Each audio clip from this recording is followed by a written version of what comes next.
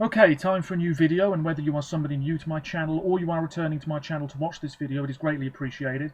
As always, I'm filming this video in one go, so if I stumble over my words moving forwards, I apologise about that. And also, if the quality of this video is fairly poor as well, if there's any lag, anything like that at all, sadly it cannot be helped, and hopefully it is not too much of an issue for you.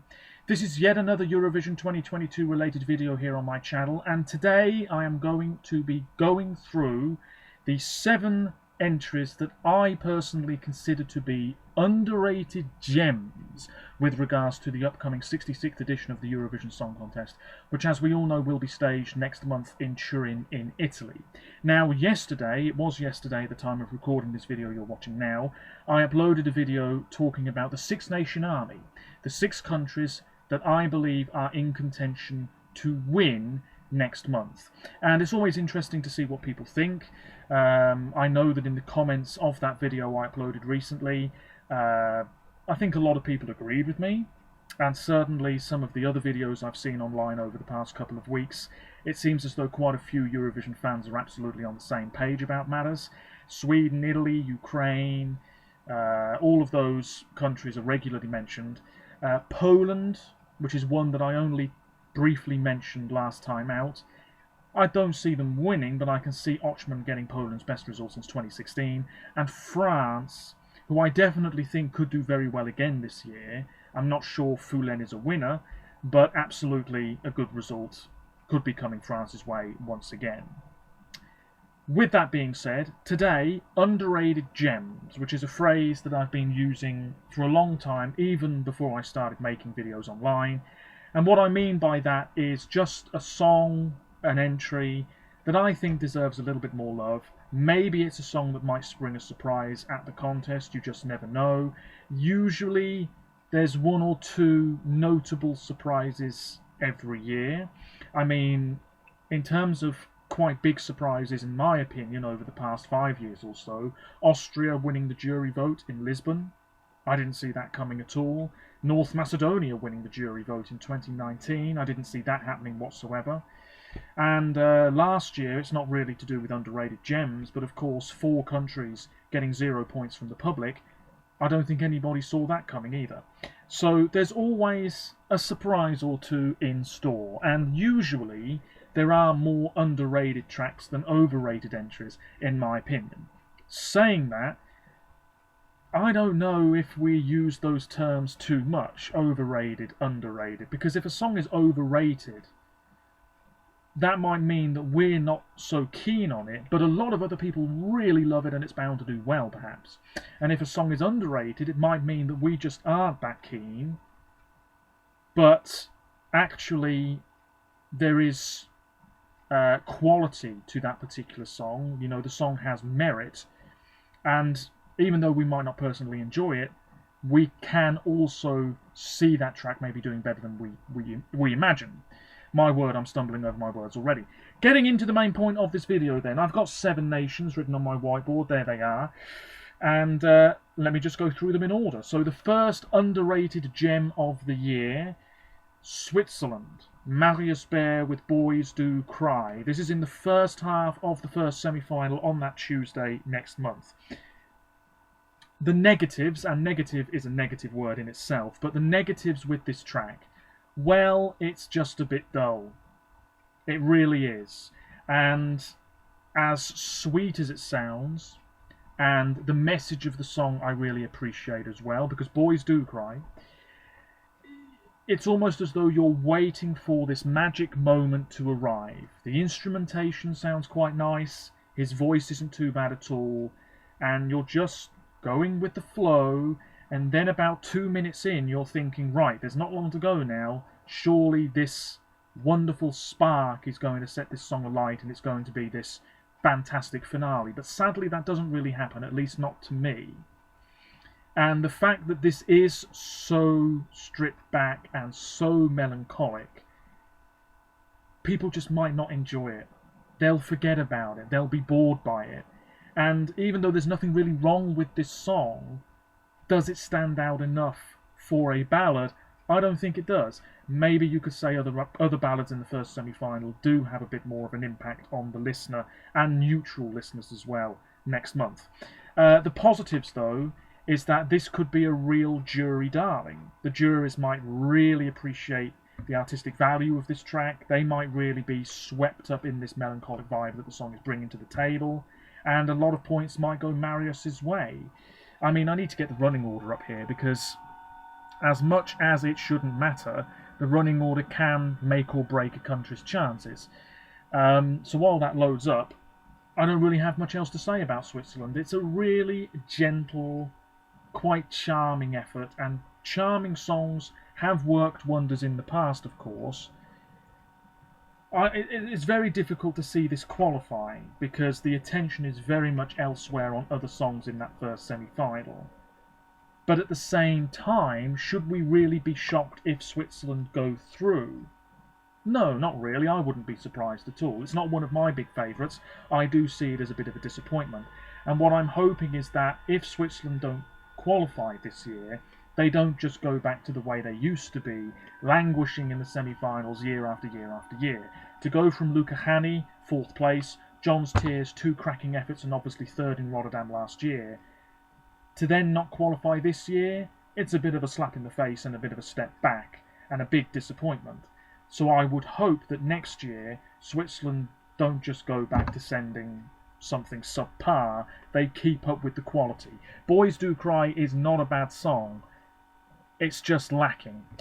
He is 4th in that first semi-final, after Lithuania, which is also a low-key track, and before Slovenia. Now, Slovenia certainly has its fans, but I wouldn't say it's a big favourite to go through.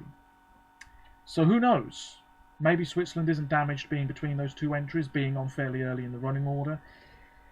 And I think if Switzerland goes through, the juries will play a big part in that decision. But there we go. I suppose amongst Eurovision fans, it's seen as too forgettable. But on the night, who knows, maybe the staging could be quite imaginative. Staging can change everything, and if the jurors are really on board with this, Switzerland might well go through. The next underrated gem, also from the first semi-final, is Croatia, song 11. This is Mia Dimcic with Guilty Pleasure. Is this a guilty pleasure for some Eurovision fans? I would say so. I've always liked it, and as I've said in previous videos, I don't often really enjoy a Croatian track. I don't love this song, but I really enjoy it for what it is. Again, it's sweet, it's charming, it's quite whimsical, you know. There is a touch of the Taylor Swift about it. Taylor Swift is one of my favourite musicians, which is probably why I appreciate this song so much. Mia sings it well. I watched an interview with her at the London pre-party recently, and I think she said that the staging is going to be different in Turin, so that male dancer isn't going to be there. So I'll be interested to know how they get this to come across well on the night, because this is a song where I think on its own it's not going through. You know, if she just stands there and sings pretending to play the acoustic guitar, dead on arrival. Staging must be good here to give this the elevation it needs to get a bit more love and maybe push for a place in the final. But how do you stage this song in a way that people are really going to appreciate it? I really don't know, because this is a mid-tempo track. It doesn't build up to much at all, really. It's quite plain all the way through, but it's quite sweet. You know, it's a song that sort of makes me think of spring and the weather getting nicer and all of that sort of stuff. You know, I'm not explaining myself too well here, but it's a really lovely track. It's just lovely. But maybe that's not enough. And I would say in most of the videos that I've seen online so far, most people have Croatia between 20 and 30 in their top 40. I think Croatia's my current number 23, maybe something like that. I can't even remember. Yeah, it's a bit underrated. It's an underrated gem, because again, it's really not that bad of a song. But when you're looking at the other songs here in the first semi-final, it's not one that leaps out at you as being a sure qualifier whatsoever. I don't think Croatia is qualifying myself, but should we be surprised if Mia Dimcic is announced as a qualifier next month? Probably not. Again, the jurors might be really charmed by this in a way the public won't be. We wait and see. The third underrated gem of the year, and this is more so an underrated gem in my opinion, another song from the first semi-final. Any guesses? It's Iceland. This is Sister with Melthækandi Sól, with the rising sun. Bit of a surprising winner of Songvakeppnin the other month, but it is indeed the Icelandic entry this year, in Icelandic too, which is very refreshing. And Iceland have to be commended here, because their last three entries have been very, very different. We've gone from the BDSM and sort of techno throbbing beat that was Hatrið mun sigra by Hattori a few years ago, and then we had, of course, Dadri and Gagna Magnet, which was a bit more, funky pop. And now we've got Americana old style folk. Very different stuff. Next year maybe we're going to get a straight up Miles Davis type jazz track. I'm all for it. But anyway, this song, yeah, I have to say I'm a little bit surprised it's not getting more love. Yes, it's low key, but maybe there is something a little bit more to this track than the Swiss entry, than the Croatian entry. Maybe it's the atmosphere of this song. It feels as though it should be played over the opening titles of some sort of modern Western film or something like that. The harmonies are tight, vocals are great, it's a real family affair. I really liked the way that this was actually staged at Songvakeppnin. Very, very simple. Nothing much going on at all, but that's fine, because the emphasis is on the song and the vocals. It's not on any of this fancy crap happening in the background.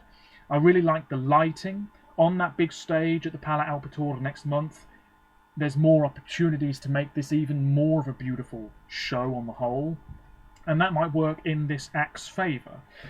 Even though I don't speak Icelandic, I've seen the English translation of the lyrics. I'm thinking about neutral listeners next month. Even though they won't necessarily know Icelandic whatsoever, they might be able to sort of grasp what the song is getting at, just by the atmosphere that this creates. It's a very warm, cosy sort of tune, but at the same time it has that mystery to it, which I can really enjoy. The Icelandic track, yeah, I think people are sleeping on it a bit. It's a very sleepy song. But just because it's slow doesn't mean that it's bad. And I feel that the juries, again, I have to mention them. I feel as though the juries might adore this song. They might really, really go big for this Icelandic entry in a way that the public won't. So I have to say, actually, looking at this list in front of me, maybe it's a case of 7 entries where the juries might appreciate it more than the public. or maybe the other way around. Maybe you disagree with me. But yes, Iceland. I've always got a soft spot for Iceland. I always hope they do well. I'd love to see them win one day.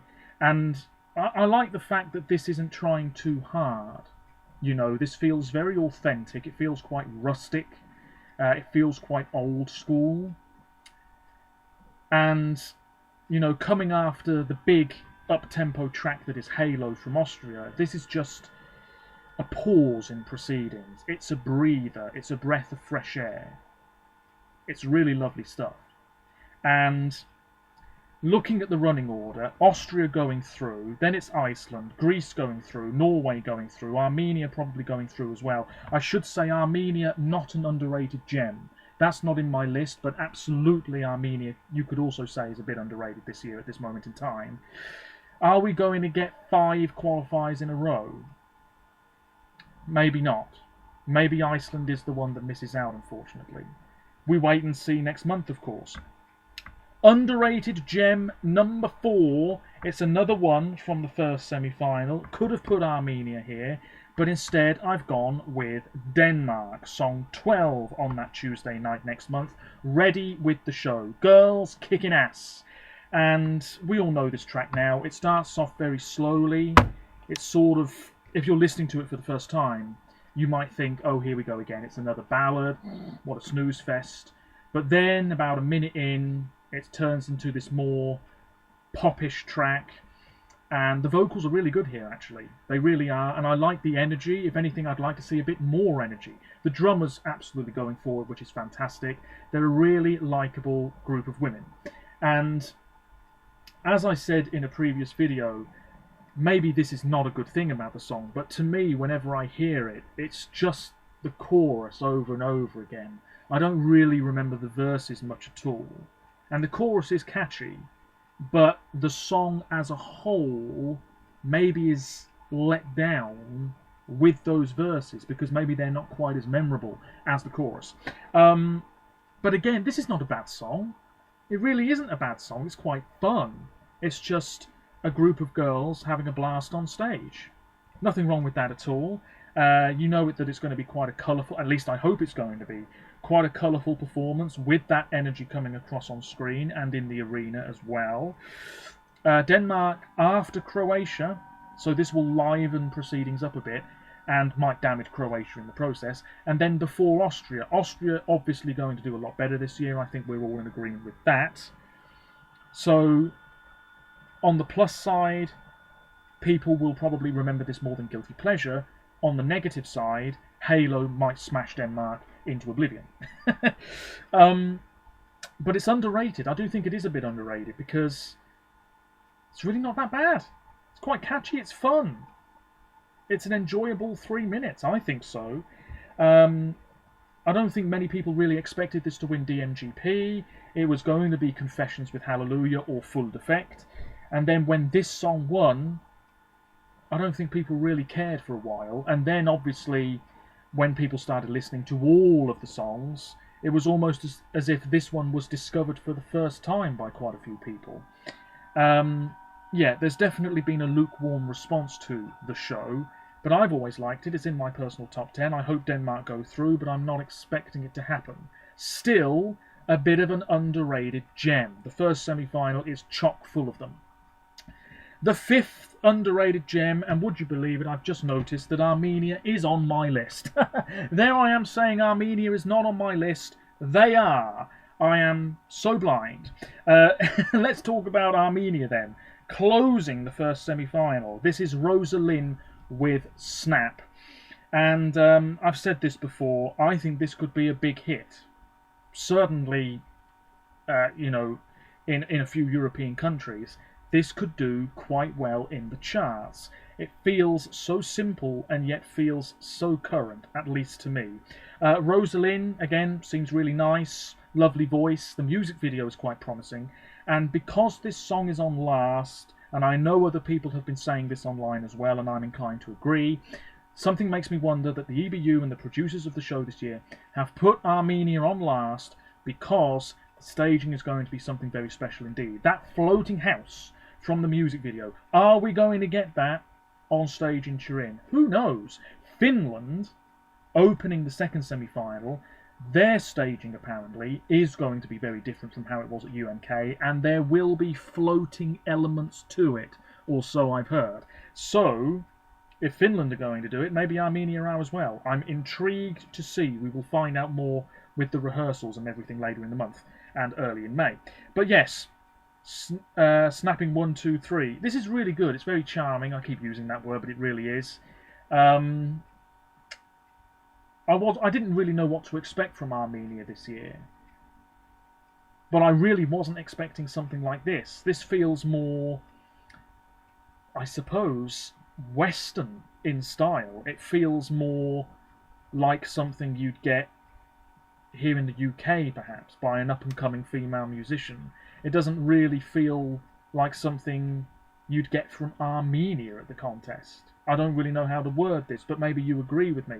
I was expecting maybe a few more ethnic sounds, maybe some traditional instrumentation, something with a bit more sass, something that's a bit more up-tempo. This is just very low-key, very chilled out. It's got a toe-tapping sort of melody. I can really appreciate that. I think more and more people are getting on board with Armenia. I haven't seen the betting odds in ages, but I wouldn't be surprised if Armenia are rising up with the bookmakers. This is a dark horse. It's absolutely true, in my opinion, that this is a dark horse. Not to win the contest, but to get a pretty decent result. I've seen a few people say that this could win. I'm really not sure about that. But this could get Armenia into the final for the first time in a few years. It's worth keeping an eye on Snap. So, 3 countries left. Totally forgot about Armenia, of course, until just now. The next country I'll talk about, again, semi-final 1. Portugal. Portugal is maybe a little bit underrated. Certainly it's a gem of a song. It's a little bit of magic from the Portuguese this year. I said this in a previous video. Ever since Salvador won, the quality, I think, has really improved in Festival de Canção as a whole, because we had Claudia Pascoal last in the final, absolutely disgraceful, but that song was really, really good. And then Telemoveias, which I've never really enjoyed, but a lot of people really did enjoy, and then they forgot to vote for him. But you could say that was a bit of quality as well. And then we had Elisa. I mean, I don't think she would have qualified, but not a bad song in 2020. Had the contest gone ahead, of course. And then last year we had the Black Mamba, the first Portuguese entry in English completely, and that really came up on the rails and got a pretty decent result in Rotterdam. This year, could we see something similar with Saudade Saudade by Magro? Really likeable, gorgeous woman, and I just love the tone to her voice. The intimacy of this track is absolutely fantastic. You know, you're just welcomed into this sort of diary entry. There's nothing flashy about it whatsoever. I love that. It's almost as if you've just walked into this cafe in Lisbon and there's a band over in the corner doing their thing, and this is the song that is being played to you. Oh, it's absolutely gorgeous stuff. And I wasn't expecting Maro to win Festival de Canção whatsoever, but she did quite comfortably, and I think this was the right choice.